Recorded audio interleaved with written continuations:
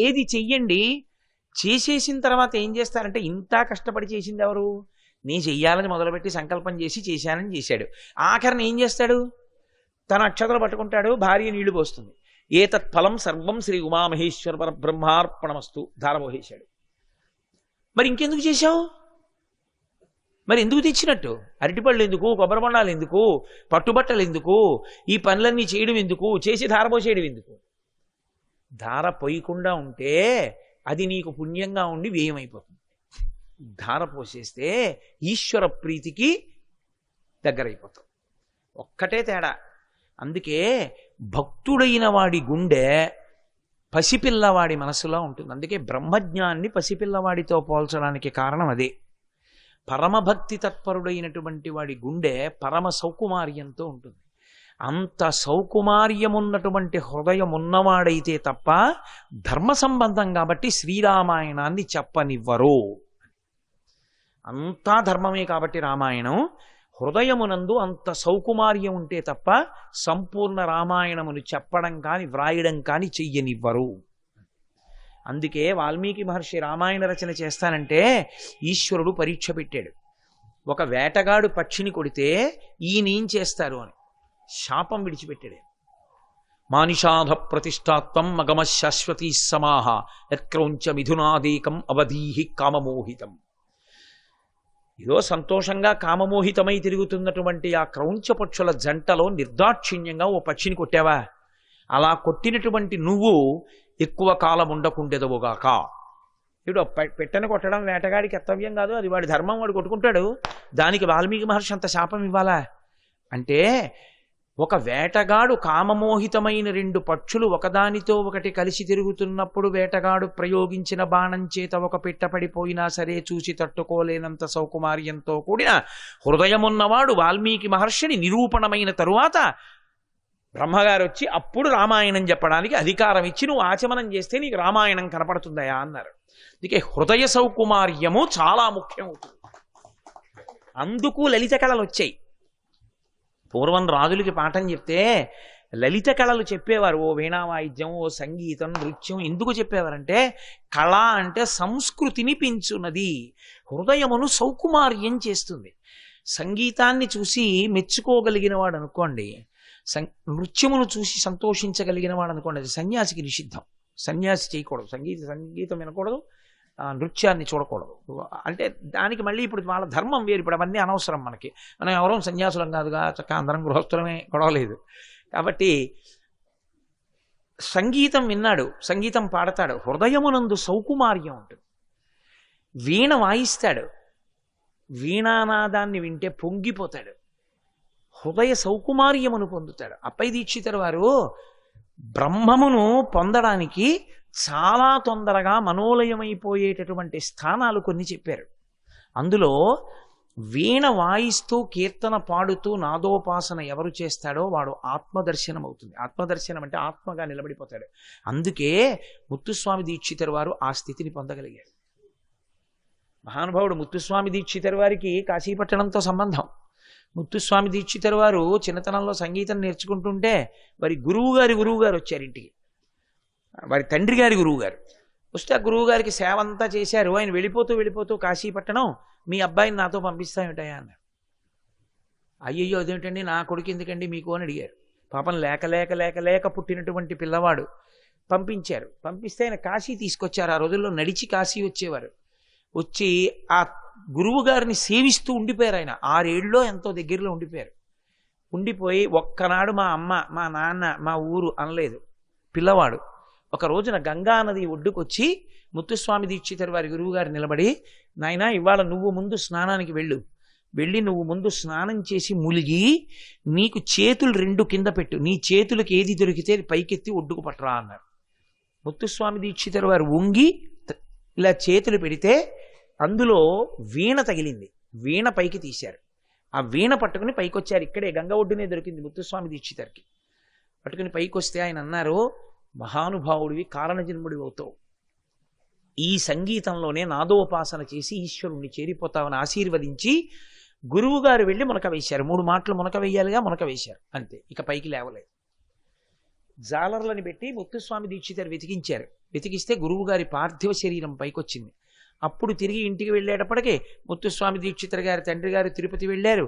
అప్పుడే ఆయన మళ్ళీ వాళ్ళ నాన్నగారి దగ్గరికి వెడదామని బయలుదేరుతూ తిరుత్తణిలో కూర్చుని వీణ వాయిస్తూ కీర్తన పాడుతుంటే ఒక వృద్ధ బ్రాహ్మణుడు వచ్చి మధ్యాహ్నం, ఎంత బాగా వాయిస్తున్నావయా, ఎంత బాగా పాడుతున్నావు, ఏది నోరు తెరు అన్నాడు. అంటే ఆయన నోరు తెరిచారు. నోరు తెరిచి కళ్ళు మూసుకో అన్నాడు. కళ్ళు మూసుకున్నారు. నోట్లో ఇంత విభూతి పటికి బెల్లం వేశారు. ఆయన మళ్ళీ కళ్ళు తెరిచేటప్పటికి ఆ వృద్ధ బ్రాహ్మణుడు లేడు. అప్పుడే తిరుత్తణి కీర్తనలు అని ప్రత్యేకంగా కీర్తనలు ముత్తుస్వామి దీక్షితారు ఆ కీర్తనలు చేశారు ఆయన, సుబ్రహ్మణ్యేశ్వర స్వామి వారిని. ఆ ముత్తుస్వామి దీక్షితార్ ఆఖరణ కీర్తన చేశారు.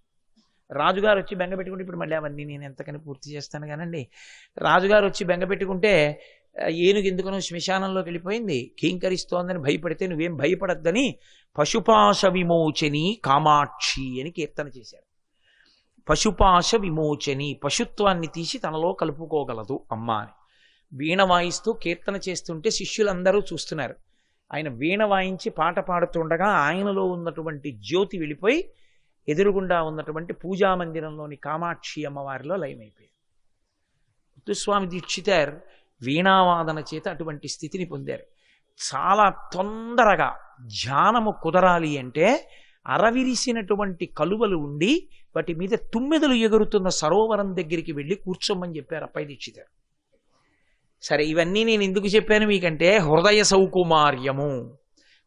సౌకుమార్యము కొరకు లలిత కళలు. లేకపోతే రాజుగారు సింహాసనం మీద కూర్చుని అందరికీ శిక్షలు వేసేస్తే హృదయ సౌకుమార్యం లేకపోతే, అందుకే లలిత కళా ప్రవేశం చేయించేవారు పూర్వం. కాబట్టి ధర్మము అంటే అనుష్ఠించుట యందు ఉండవలసినది ఏది అంటే పూనిక అని ఒక మాట 3 అక్షరాలతో. అంటే నేను ఎట్టి పరిస్థితుల్లో ఇది చేస్తాను. అందుకే పూనికకి పరాకాష్ఠ ఎక్కడా అంటే చచ్చే ముందు సంధ్యమంత్రం అని ఓ మాట మాట్లాడుతుంటారు. వాడేదో పనిలో ఉంటే ఏదో చెప్పారనుకోండి, మీరు వెళ్ళి ఏడా చచ్చే ముందు సంధ్యమంత్రంలో నువ్వెక్కడ దొరికావు నాకంటారు. చచ్చే ముందు సంధ్యమంత్రం అన్న మాట ఎందుకు వచ్చిందో తెలుసా అండి? ఒకవేళ తెల్లవారుజామున ఆయన వెళ్ళిపోవడానికి సిద్ధపడి యగూపిరితో ఉన్నాడు అనుకోండి, సూర్యోదయం అయిపోతుంది అనుకోండి, ఆయన అలా చచ్చిపోవడానికి వీల్లేదు. యజ్ఞోపవీతం ఉంటే ఆయనకి కొడుకు తీసుకెళ్లి విభూతి జల్లి లేపి నించోపెట్టి కూర్చోపెట్టి గబగబా అర్ఘ్యం ఇచ్చేసి తండ్రి చేతులకు తడి చేసి పడుకోబెట్టాలి. చచ్చిపోయే ముందు కూడా ఓపిక ఉన్నంతసేపు ఆ కాలమునందు గాయత్రి చెయ్యవలసినదే. అది పూనిక. ఏ కారణానికో చెయ్యలేకపోతున్నాడు, సంధ్యావందనం చేసుకునే వాళ్ళ ఇంటికి వెళ్ళి ఇవాళ నేను చేయలేకపోతున్నానండి, అర్ఘ్యం ఇచ్చిన జలాలు తీర్థం ఉంచండి, నేను వచ్చి తీసుకుంటానని ఏ పదార్థం నోట్లో వేసుకోకుండా రాత్రి వాళ్ళ ఇంటికి వెళ్ళి తీర్థం పుచ్చుకుని తన ఇంటికి వెళ్ళాలి తప్ప సంధ్యావందనం మానేయకూడదు. చచ్చిపోయే వరకు చేయవలసిందే. చచ్చిపోయేటప్పుడు కూడా చేశాడంటే పూనిక. అదే నన్ను ఉద్ధరిస్తుందని నమ్మకం, దానికి చేస్తాడు. ఆ నమ్మకం లేదనుకోండి, తెలిసి ఉంటుంది అంతే, చేయడు. సంధ్యావందనం చెయ్యాలని తెలుసు, చేయడు. గాయత్రి చెయ్యాలని తెలుసు, చేయడు. పూనిక వేరు, తెలిసి ఉండడం వేరు. తెలిసుండి నమ్మకం లేకపోవడం అంతకన్నా దారుణం. తెలిసుండి నమ్మి ఆచరించకపోవడం ఘోరం. అది రావణుడు. అందుకే ఇహసంతో నవాసంతి సతోబానానువర్తసే తదాహి విపరీతాతే బుద్ధిరాచారవర్జిత. ఇప్పుడు వెనక్కి రండి. దివోదాసు గారిని కాశీపట్టణానికి రాజుగా చేశాడు బ్రహ్మగారు. అక్కడ కదా బయలుదేరాను. ఎందుకు చేయవలసి వచ్చింది అంటే క్షామం వచ్చింది. ఎక్కడా అన్నం లేదు, యజ్ఞాలు లేవు, యాగాలు లేవు. వీటన్నిటికీ కారణం ఏమిటి అంటే ధర్మము లుప్తమైంది. ధర్మము లుప్తమైతే మహానుభావుడు మనకి చరకుడు ఒక విషయం చెప్తాడు. ఎప్పుడెప్పుడు ధర్మము లుప్తమైపోతుందో అప్పుడప్పుడు ఐశ్వర్యము అనుభవములోకి రాదు. అంతా తయారవుతుంది అగ్ని ప్రమాదం, అన్నీ పండుతాయి అకాలపవానలో. దాని చేత ప్రజలు బాధపడుతూ ఉంటారు. దీనికి కారణం ఏమిటి? ధర్మం లేదు. ఇప్పుడు ధర్మాల్లో నిలబెట్టగలిగిన వాడెవరు? రాజు. సంపేస్తాను ధార్మికంగా ఉండకపోతే అని తానుండి ప్రజలను ఉంచాడు అనుకోండి. రాజు ధర్మంలో నిలబడితే ప్రజలు ధర్మంలో నిలబడిపోతారు తనమంత తాము.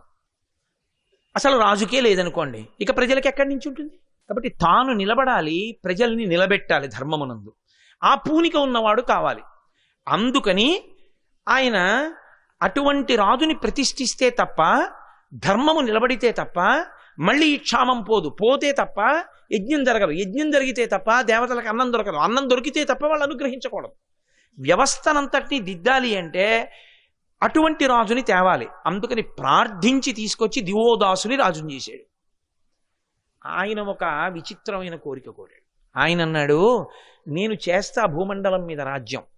రాచరికం అంటే ఏమిటి? పరిపాలన యందు నా మాటయే తుది మాటయే ఉండాలి. నే చెప్పిందే చిట్ట చివరి తీర్పు. అంతేకాని నేనోటి చెప్పినా కూడా నేనోటి చేయిద్దామన్నా దాన్ని మించి చేయించగలిగిన వాడు వాడు ఉన్నాడు అనుకోండి ఇక్కడ, ఇంకా నే రాజు ఏమిటి? నామకహారాజును అవుతాను నేను. నాకన్నా చేయించగలిగిన వాళ్ళు ఎవరు? దేవతలు. వాళ్ళు అనుగ్రహిస్తే నేను ఒకటి చేద్దాం అనుకున్నా వాళ్ళు ఒకటి చేసేస్తారు. నేను ఒకటి కట్టేద్దాం అనుకుంటే దేవతలు తలుచుకుంటే విడిపించేస్తారు. అందుకని నేను ఒక్క షరతు పెడతాను, దేవతలు ఎవ్వరూ భూలోకంలో ఉండకూడదు.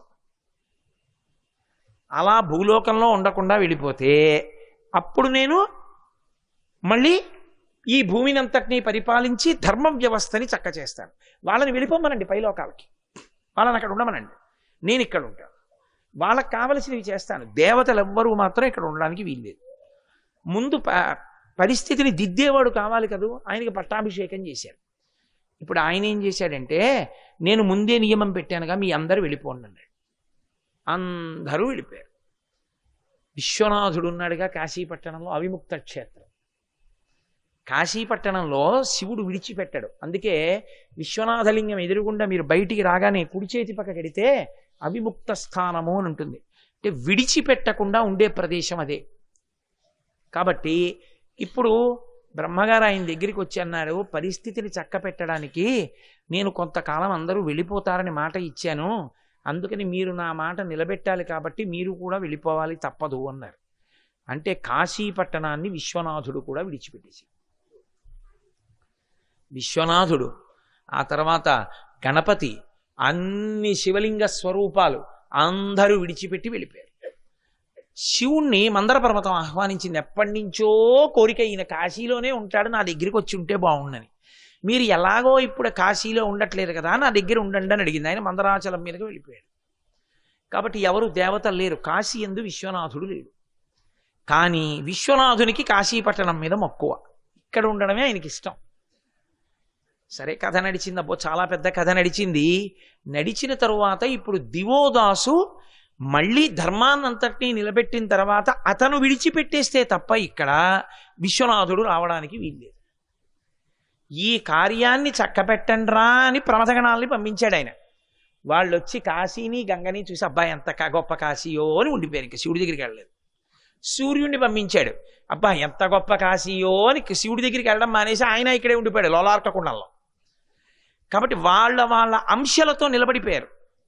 అంటే దేవతాస్థానములుగా కాకుండా తర్వాత పూంచుకున్నారు, ఇక్కడే ఉండిపోయారు. ఆ స్థితిలో మరి ఎలా మళ్ళీ దివోదాసుని పంపడం భూమి మించి? దాని కొరకు శ్రీ మహావిష్ణువుని విఘ్నేశ్వరుణ్ణి పంపించాడు. అప్పుడు డుంటి భట్టారకుడు అన్న పేరుతో వచ్చాడు ఆయన. భట్టారక అంటే పూజనీయుడు అని అర్థం. లలితాపరా భట్టారిక అంటాం మనం. శృంగార భట్టారక, క్రోధ భట్టారక అని పేర్లు. శృంగార భట్టారక అంటే కాళిదాసు, క్రోధ భట్టారక అంటే దుర్వాసో మహర్షి, లలితాపరా భట్టారిక అంటే అమ్మవారు. పూజనీయురాలు, ఆర్య, గౌరవింపదగినది అని గుర్తు భట్టారక శబ్దం చేత. డుంటి భట్టారకుడు అని పేరు పెట్టుకుని వచ్చాడు ఆయన. పెద్ద పొట్టిగా ఉండి వెనక పిలక పెట్టుకుని ఉత్పాతాలు సృష్టించి కాశీపట్టణంలో మనుష్యుల్లో చూడగానే మీకు ఇద్దరు అబ్బాయిలు, ఓ అమ్మాయి మీ ఇంట్లో ఎంత ఉంది, మీరు ఇంత డబ్బు బలానా చెక్కపెట్లో పెట్టారు దగ్గర నుంచి చెప్పేవాడు. వాళ్ళందరికీ చాలా సంతోషం కలిగింది. దగ్గరికి తీసుకొచ్చారు, కూర్చోపెట్టారు, మెల్లిగా అంతఃపుర ప్రవేశం చేశాడు. ఎలా అయితేనే శ్రీ మహావిష్ణువు గణపతి కలిపి నచ్చచెప్పి, ఇది శివస్థానమయ్యా, ఇక్కడ నువ్వు వచ్చి దేవతలు రాకూడదంటే ఎలాగా, ధర్మాన్ని పెట్టడం కోసం పంపారు, ఇలా ఉండకూడదంటే కాశీలో గంగ ఒడ్డున అద్భుతమైనటువంటి శివాలయాన్ని నిర్మాణం చేసి అందులో శివలింగ ప్రతిష్ఠ చేసి, కాశీపట్టణంలో శివాలయం కట్టి లింగ ప్రతిష్ఠ చేసిన కారణం వల్ల సశరీరంగా కైలాసానికి వెళ్ళిపోయాడు దివోదాసు. కాశీ వైభవం అటువంటిది. అప్పుడు దేవతలందరూ మంగళవాయిద్యాలతో శివుడి దగ్గరికి వెళ్ళారు. అయ్యా రండి కాశీపట్టణానికి అన్నారు. అంటే అప్పుడు పార్వతీ సహితుడై మళ్ళీ దేవతలందరితో కలిసి శివస్వరూపాలన్నిటితో కలిసి పట్టణ ప్రవేశం చేశాడు. ప్రవేశం చేసి మళ్ళీ సంతోషంగా పార్వతీదేవితో కలిసి కూర్చుని విఘ్నేశ్వరుణ్ణి దగ్గరికి పిలిచాడు. దగ్గరికి పిలిచి హేరంబుడు అని ఆయనకు పేరు. హేరంబుడు అంటే ఎప్పుడూ తండ్రికి దగ్గరగా ఉండేవాడు అని. నేను ఇవాళ చూసా, కంచి కామకోటి వారి శివాలయంలో చక్కగా వినాయకుడి శివుడి పక్కన కూర్చుంటే ఇలా పొడుగైన చెయ్యి జాపి హస్తమస్తక సంయోగం చేస్తూ తండ్రి గారు కొడుక్కి విద్యాబోధ చేస్తున్నట్టుగా అద్భుతమూర్తి. బహుశా స్థపతి గారే చెక్కుంటారు, ఆయనకి తప్ప అన్యులకు అంత సాధ్యమని నేను అనుకోను, గణపతి స్థపతి గారు. కాబట్టి ఆయన హేరంబుడు. ఆ విఘ్నేశ్వరుణ్ణి దగ్గరికి పిలిచి కూర్చోపెట్టుకుని ఆ రోజున పరమశివుడు ఆయనతో ఒక మాట అన్నాడు. నీ కతంబున కాదే లోక భీకరులైన త్రిపుర దానముల మర్దింపగలిగే. నాయనా, నీ యొక్క అనుగ్రహంతోటే నీ సహకారంతోటే నేను ఒకానొకప్పుడు త్రిపురాసురుల్ని సంహారం చేశాను. అంటే మనకి ఆశ్చర్యంగా ఉండొచ్చు, అదేమిటండి పరమశివుడు కదా త్రిపురాసుర సంహారం చేసింది. వాళ్ళు ఏదో పుష్కళావర్తక మేఘములు ఆకాశంలో ఉండగా మిట్ట మధ్యాహ్నం వేళ అభిజిత్ లగ్నంలో ఇత పూర్వం ఎటువంటి రథం లేదో అటువంటి రథమెక్కి దేవతా సార్వభౌముడైనటువంటి వాడు ధనుర్వేదంలో లేనటువంటి బాణాన్ని చేత పట్టుకుని ఇతపూర్వం లేని విల్లు పట్టుకుని ఆయన ప్రయోగిస్తే ఒకే బాణం అభిజిత్ లగ్నంలో 3 పురములు ఏకకాలంలో ఒకే సరళ రేఖలో ఉండగా బాణ ప్రయోగం చేస్తే మేము పడిపోతామని వరం అడిగారు బ్రహ్మగారిని. కాబట్టి ఇప్పుడు ఆ 3 పురములు ఏకకాలంలో ఒకే సరళ రేఖలోకి వచ్చాయి 1000 దివ్య సంవత్సరముల తర్వాత.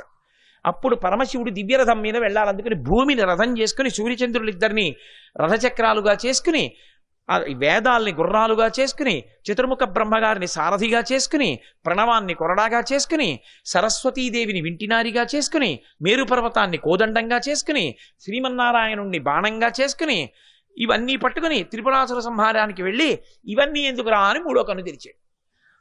వాళ్ళు కాలిపోబోతుంటే అప్పుడు శ్రీ మహావిష్ణువు మొదలైన వాళ్ళు ప్రార్థించారు శివుణ్ణి. మహానుభావా, మేము ఎప్పటి నుంచో ఎదురు చూస్తున్నాం, నువ్వు చేత్తో పట్టుకుంటావు మమ్మల్ని బాణంగానని, అందుకని మమ్మల్ని బాణంగా స్వీకరించి విడిచిపెట్టమని. సరే, ఆ బాణం విడిచిపెట్టాడు, త్రిపురాసుర సంహారం అయింది. కానీ ఆ రథం బయలుదేరినప్పుడు ఏమైందో తెలుసా అండి? ఆ వేదాలు గుర్రాలుగా ఉన్నా లోపల కూర్చున్నవాడు పరమశివుడు, ఆయన దేవతా సార్వభౌముడు. అందుకే ఇప్పటికీ శ్రీశైలంలో శ్రీశైలే స్వర్ణశృంగే మణిగణరచితే కల్పవృక్షాళిశీతే స్ఫీతే సవర్ణ రత్నస్ఫురిత నవగృహే దివ్యపీఠే శుభార్హే ఆసీన సోమచూడ సకరుణ నయన సంగన స్మేర వక్త్ర శంభుశ్రీ భ్రమరీశ ప్రకటిత విభవో దేవతా సార్వభౌమ అని పిలుస్తారు. ఆ రథం వెడుతుంటే గుర్రాలు వేదాలు మొయ్యలేక చతికిలపడ్డాయి. అప్పుడు శ్రీ మహావిష్ణువే దాన్ని లాగారు. ఆ రథాన్ని లాగితే విచిత్రం జరిగింది. అచ్చెరుపక్కం అని ఇప్పటికీ ద్రవిడ దేశంలో తమిళనాడులో క్షేత్రం. ఏమి అచ్చెరుపక్కం దగ్గరికి వచ్చేటప్పటికి శివుడు యొక్క రథం ఇరుసు విరిగిపోయింది. ఇరుసు విరిగిపోతే ఆశ్చర్యపడి ఈ త్రిపురాసుర సంహారానికి ఎడుతుంటే రథం ఇరుసు విరిగిపోయింది అని. అప్పుడు విఘ్నేశ్వరుడు కనబడ్డాడు. ఇదేమిరా నాయన విగ్రహం వచ్చింది అన్నాడు. నాన్నగారండి ఏమనుకోకండి, ఎవరి పని వారిదే నాన్నగారు, మీరు ఎంత గొప్పవారైనా త్రిపురాసుర సంహారానికి బయలుదేరుతూ గణపతి పూజ చేయకుండా వెళ్ళిపోయారు. అందుకని నాన్నగారు ఇరుసు విరిగిపోయింది, ఏమనుకోకండి, నన్ను పూజ చేసి వెళ్ళండి, మళ్ళీ పెడుతుంది రథం అన్నాడు. అంటే అప్పుడు మళ్ళీ పూజ చేశారు. అచ్చెరుపక్కనలో ఇప్పటికీ గణపతి క్షేత్రం, అందుకే పూజ చేస్తే అక్కడి నుంచి మళ్ళీ రథం బయలుదేరింది. విచిత్రం ఏమిటో తెలుసా అండి? కామకోటి పీఠాధిపత్యం చంద్రశేఖరేంద్ర సరస్వతి మహాస్వామి వారు చేస్తున్నప్పుడు శంకర భగవత్పాదుల్ని ఒక రథం మీద కూర్చోపెట్టి రామేశ్వరం పంపించారు. అసలు ఆ శంకర భగవత్పాదుల విగ్రహమే చాలా ఆశ్చర్యం. ఎందుకంటే ఇంకొక 20 రోజుల్లో ప్రతిష్ఠ, విగ్రహం అంతా చెక్కేశారు. 20 రోజుల్లో ప్రతిష్ఠ అనగా శిల్పి వచ్చి ఇలా చేతులు కట్టుకుని బాధగా నిలబడ్డాడు. పరమాచార్య స్వామి వారు పిలిచి, ఏమిరా నాయనా అలా నించున్నావు అని అడిగారు. స్వామి, చెప్పడానికి బాధగా ఉంది, ఇబ్బంది వచ్చిందన్నారు. ఏమొచ్చింది అన్నారు. శంకరుల విగ్రహం చెక్కుతున్నప్పుడు ముఖం మీద మచ్చ వచ్చింది, కంటి కింద. మరి అలా మచ్చ వస్తే ప్రతిష్ఠ చేయడం కుదరదు, ఏం చెయ్యాలో తెలియక మీ దగ్గరికి వచ్చాను చెప్పడానికి అన్నారు. అంటే పరమాచార్య స్వామి వారు కళ్ళు మూసుకుని ధ్యానం చేసి, నువ్వు వెళ్ళు, నేను అనుష్ఠానం చేస్తాను, ఆ మచ్చ పోతుందన్నారు. ఆశ్చర్యం ఏమిటో తెలుసా అండి? ఆ శిల్పి ఆ విగ్రహాన్ని చెక్కడం మొదలుపెట్టాడు. క్రమక్రమంగా ఆయన అనుష్ఠాన బలం ఆ మచ్చ పోయింది. తెల్లబోయాడు ఆ శిల్పి. తెల్లబోయి వచ్చి ఆయన కాళ్ళ మీద పడిపోయాడు. ఆ శంకరాచార్యుల వారి మూర్తిని రథం ఎక్కించి రామేశ్వరం పంపిస్తున్నారు ప్రతిష్టకి. అది ఖచ్చితంగా అచ్చురు పక్కన దగ్గరికి వెళ్ళేటప్పటికి ఇరుసు విరిగిపోయింది. ఆనాడు త్రిపురాసుర సంహారంలో శంకరుడి రథం విరిగిపోయింది. ఈనాడు అపరశంకరులైనటువంటి శంకర భగవత్పాదుల యొక్క మూర్తి ఉన్న రథం వెళ్తున్నప్పుడు అదే అచ్చురు పక్కన దగ్గర మళ్ళీ ఇరుసు విరిగిపోయింది.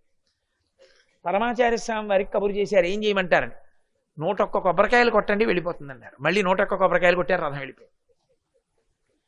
కాబట్టి గణపతి గణపతేనండి, మహానుభావుడు. మీకు అంతవరకు ఎందుకు, షేన్పాకం అని అక్కడ పూర్వం, ఇప్పుడున్న మహారాష్ట్ర ప్రభుత్వం గురించి నేను మాట్లాడటం లేదు. మహారాజులు పరిపాలించిన కాలంలో మహారాష్ట్ర ప్రభుత్వం దగ్గర ఉండే ఒక మంత్రి దక్షిణ దేశంలో చీకటి వేళ వెళ్ళిపోతున్నాడు. వెళ్ళిపోతుంటే అకస్మాత్తుగా ఇరుసు విరిగిపోయింది. అరే రథం ఇరుసు విరిగిపోయింది, చీకటి పడిపోతోంది, పెద్ద చెట్టు అక్కడ. ఆయన దిగి, ఏమిటి ఇంత ఏముంది ఇక్కడ, అడ్డం పడింది, రథం వెళ్ళటం లేదు ముందుకని చెప్పి గుణపం పెట్టి తవ్వించాడు. చీకట్లో అంతెత్తున నెత్తురు లేచింది. ఆయన హడిలిపోయాడు, ఇదేంటి ఇంత రక్తం లేచింది, ఏదో ఉపద్రవం, ఏదో పొరపాటు జరిగిపోయిందని బెంగ పెట్టుకుని ఆ చెట్టు కింద పడుకున్నాడు. రాత్రి విఘ్నేశ్వరుడు కల్లోకి వచ్చాడు. ప్రపంచంలో ఎక్కడా లేని రీతిలో ఏకాదశ గణపతులుగా 11 విఘ్నేశ్వర స్వరూపాలతో నేను ఇక్కడ ఉన్నాను భూమిలో. నువ్వు అపచారం చేశావు, రథంతో వెళ్ళావు, నా తలకి తగిలింది నీ రథచక్రం. 2 గుణపం పెట్టి తవ్వావు, నా తలకి తగిలింది, నెత్తురు పైకొచ్చింది. అయినా తెలియక చేశావు, భక్తుడివి, క్షమిస్తున్నాను. నాకు ఎండా వాన పడేటట్టుగా నువ్వు దేవాలయ నిర్మాణం చేయమని అడిగారు. అడిగితే ఆయన మర్నాడు అదంతా జాగ్రత్తగా తీయించి చూస్తే ఏకాదశ గణపతులు పైకొచ్చారు. అందులో షేన్పాకం అంటారు ఇప్పటికీ ఆ క్షేత్రాన్ని. ప్రతిరోజు గణపతి హోమం జరుగుతుంది అక్కడ. ఇప్పటికీ ఎండా వాన పడేటట్టుగా అద్భుతమైనటువంటి దేవాలయ నిర్మాణం జరిగింది. అక్కడే ఒకనకొకప్పుడు చంద్రశేఖరేంద్ర సరస్వతి మహాస్వామి వారు ఆ క్షేత్రం పక్క నుంచి వెళ్ళిపోయారు ముందుకి. ఆయన చాలా దూరం వెళ్ళిపోయిన తర్వాత వెనక జయేంద్ర సరస్వతి స్వామి వారు ఏనుగు మీద ఎడుతున్నారు. షేన్పాకం దాకా వచ్చింది ఏనుగు. ఇక అడుగు ముందుకేయకుండా మావటి వాళ్ళని పక్కకి తోసేసి గిర్ర గిర్ర గిర్ర గిర్ర తిరగడం మొదలెట్టింది. వెళ్ళి పరమాచార్య స్వామి వారికి చెప్పారు, వెనక ఆ స్వామివారికి ఏనుగు నిలబట్టలేదు, అది గిరగిరా తిరుగుతోందని. అంటే అప్పుడు ఆయన వెంటనే కూర్చుని ధ్యానం చేసి షేన్పాకం పక్క నుంచి వస్తూ కొబ్బరికాయలు కొట్టలేదు. 101 కొబ్బరికాయలు కొట్టండి ఏనుగు ఆగుతుందన్నారు. 101 కొబ్బరికాయలు షేన్పాకంలో కొట్టగానే ఏనుగు ఆగింది. ఆ దేవాలయ కుడ్యం మీద ఉండే మూర్తులు అపురూపం, మీరెక్కడ చూడరు అటువంటి మూర్తి. ఇప్పటికీ ఆ చెట్టు అలాగే ఉంది. అంతటి మహానుభావుడు గణపతి అంటే. అటువంటి వారు విఘ్నేశ్వరుడు. అందుకే పరమశివుడు దగ్గర కూర్చోపెట్టుకుని అన్నాడు, నీ కతంబున కాదే లోక భీకరులైన త్రిపుర దానవుల మర్దింపగలిగే. నాయన, ఆనాడు నువ్వు ఉపకారం చెయ్యబట్టి కదా నేను అలా చెయ్యగలిగాను. నీ కతంబున కాదే కాకోల విషవహ్ని కేవలము కాకతాళీయముగా నర్పగలిగే. నువ్వు అనుగ్రహించబట్టి కదా, ఏ ప్రతిబంధకం కూడా లేకుండా నేను ఆ కాకోల విషవహ్ని అవలీలయు నువ్వు లేనర్పగలిగే. చాలా అవలీలగా, పెద్ద కష్టం లేకుండా అంతమందిని కాల్చేసినటువంటి బడబాగ్నిని నేను ఆ రోజున కంఠంలోకి మృంగగలిగాను అంటే నీ అనుగ్రహం ఉంది కాబట్టి అంత అవలీలగా చేయగలిగాను. కాబట్టి విఘ్నేశ్వర, నువ్వు నాకు ఎప్పుడు ఉపకారం చేయలేదు, పెద్ద కొడుకువయ్యుండి నువ్వు ఎప్పుడూ ఉపకారం చేశావు. అలాగే నీ కతంబున కాదే నిరవగ్రహ స్ఫూర్తి అంధకాదుల గర్వమడపగలిగే. నీ వలన కదా నాయనా అంధకాసురుడు వంటి రాక్షసుల యొక్క దర్పాన్నంతటిని అణచగలిగాను. నీ కతంబున కాదే నేడు వారణాసీనగర సంయోగలీల పొందగలిగే. నేను మళ్ళీ ఈ వారణాసి పట్టణానికి వచ్చి ఇక్కడ కూర్చుని అవిముక్త క్షేత్రంలో హాయిగా నాకు ఇష్టమైన కాశీపట్టణంలో కూర్చోగలిగాను అంటే కేవలముగా నీ వల్ల కదా నాకు ఈ భాగ్యం పట్టింది. కాబట్టి విఘ్నేశ్వర, ఆత్మజుడవన్నా, మిత్రుండవన్నా, భటుడవన్నా, సచివుండవన్నా నాకు ఎన్న నీవు కాదే. నాకు కొడుకైనా నువ్వే, భటుడివైనా నువ్వే, సచివుడు మంత్రివైనా నువ్వే. ఆలోచన చెప్పడానికి లేదు, నాకు మిత్రుడైనా నువ్వే.